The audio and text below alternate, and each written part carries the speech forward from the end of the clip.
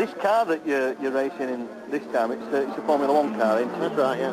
But it's in the same race as a lot of other cars in the Boss Championships. Well, the Boss Series is open to virtually anything. The only limits are downwards. It's got to be, of a certain standard before we let it in, but basically it's for XF1, Indy cars, and Formula 3000 cars. They make up the majority of the field back in England. What does it stand for, Boss? Has it got a meaning? Yeah, British Open Single Seaters, basically. Open meaning, anybody. And no limits to it. You can even modify F1 cars if you want. Let's just have a look at your car. What's the history of this car? Well, it's a 94 Jordan. It was originally run for Barrichello and Irvine primarily, but his Chesley stood in for part of the season and actually did use this car. It was a T car for most of the time. It got fourth place at Monaco with the Chesley. It also got a fourth at Monza with Barrichello. Now, he used to use chassis 2 generally, but he crashed it and used this as the spare and got a fourth there. And similarly, Irvine used it and got 6th, I think it's in Canada, somewhere like that. So it's actually got pretty good history, but it's a good pedigree. The 194 was probably the best car Jordan ever made. They were regularly in the top 6 with it, and it was always quick and reliable, and it's one of the main reasons I wanted it. Plus, it's a beautifully engineered car, and it's just a nice thing. Mondello.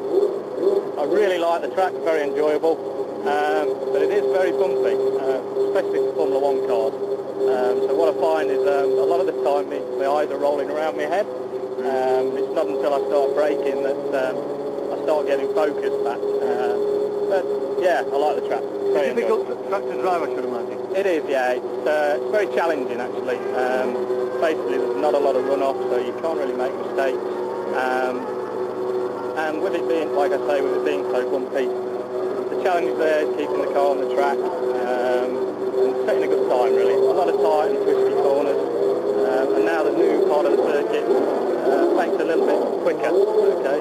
Would it be fair to say that as much as a test of the driver as it is of the car?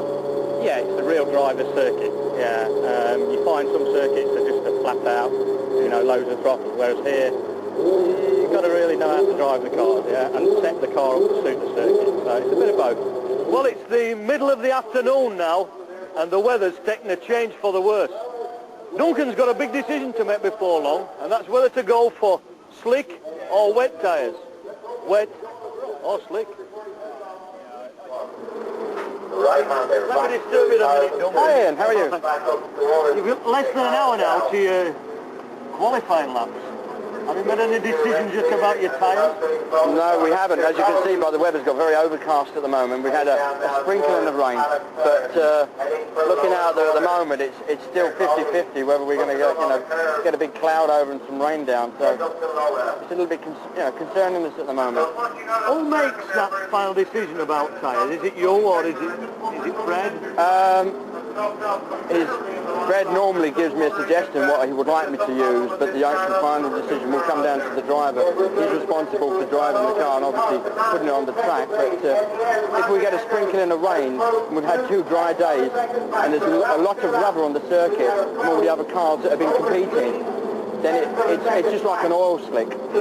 So we would then go for Freddy tyres, depending, if it was a reasonable shower.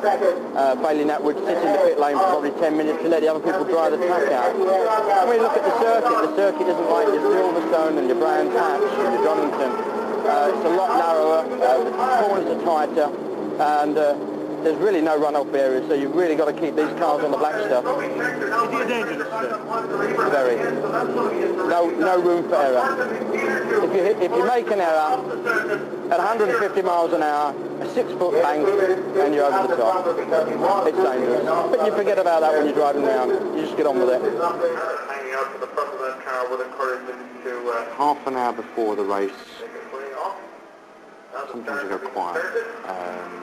Fred will know when I go quiet, and the mechanics that Duncan's building himself up. Leading up to that, I tend to be a bit of a joker. I suppose my nerves are taken out of sort of making jokes and trying to make people laugh and really just enjoying life.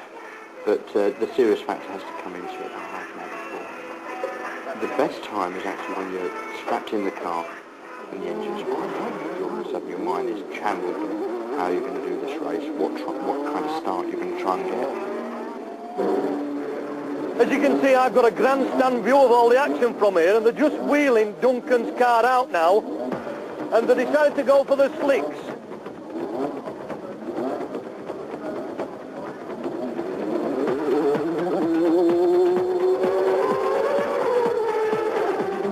Here's Duncan now.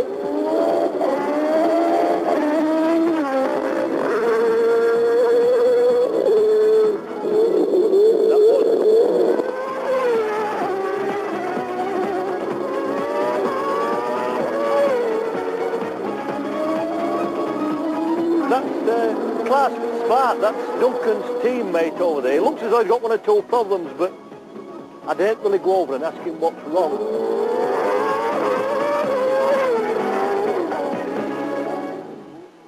How have you done, do you think? Not as well as I'd like to have done. I'd like to have been at least a second quicker. But we went out again. We've got to sort this steaming up the visor. I've not really had a problem with it for a couple of days. But it does slightly unnerve you when you sort of have to hold a breath for the whole lap, you know, and a minute 29 isn't, or minute 30 isn't the best way of holding the breath, you know. Just look straight into that camera and tell the viewers how far it is round this track. It's 2.4 miles.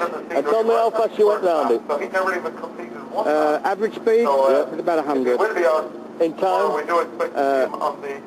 1 minute 37. That's 1 minute 37 seconds to do 2.4 miles with his visor steamed up. And if I wasn't in front of the camera, I'd tell you how it really was.